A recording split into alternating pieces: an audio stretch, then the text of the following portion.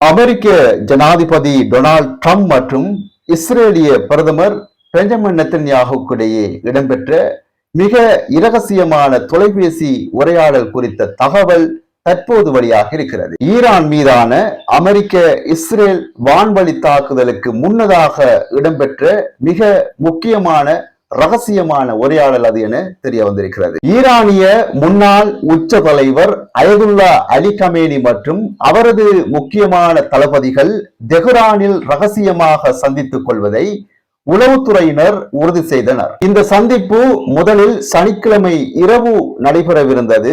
ஆனால் திடீரென்று அன்று காலையிலேயே மாற்றப்பட்டதாக கூறப்படுகிறது. இந்த தகவலை அறிந்த இஸ்ரேல் பிரதமர் பெஞ்சமின் நெத்தன்யாகு உடனடியாக அமெரிக்க ஜனாதிபதி டொனால்ட் ட்ரம்பை தொடர்பு கொண்டு இப்படி ஒரு சந்தர்ப்பம் இருக்கிறது, இதை நாம் பயன்படுத்திக் கொள்ள வேண்டும் என்று அமெரிக்க ஜனாதிபதிக்கு இஸ்ரேல் பிரதமர் பெஞ்சமின் நெத்தன்யாகு அழுத்தம் கொடுத்ததாக கூறப்படுகிறது. 2024ஆம் ஆண்டு அமெரிக்க ஜனாதிபதி தேர்தல் பிரசாரத்தின் போது டொனால்ட் ட்ரம்பை கொலை செய்வதற்காக ஈரான் ஒரு கூலிப்படையை ஏறிவிட்டு சதித்திட்டம் தீட்டியதாக அமெரிக்க நீதித்துறை ஏற்கனவே குற்றம் சுமத்தியிருந்தது. முன்னாள் ஈரான் தளபதி காசிம் சுலைமானி கொல்லப்பட்டதற்கு பழிவாங்கவே இந்த நடவடிக்கை எடுக்கப்பட்டதாக கூறப்படுகிறது. இந்த சம்பவத்தை நினைவுபடுத்திய இஸ்ரேல் பிரதமர் பெஞ்சமின் நெத்தன்யாகு, உங்களை கொல்ல முயற்சி செய்தவர்களை பழிவாங்க இதைவிட ஒரு நல்ல நேரம் கிடைக்காது என்று அமெரிக்க ஜனாதிபதியை உசுப்பேத்தியுள்ளார். ஈரானின்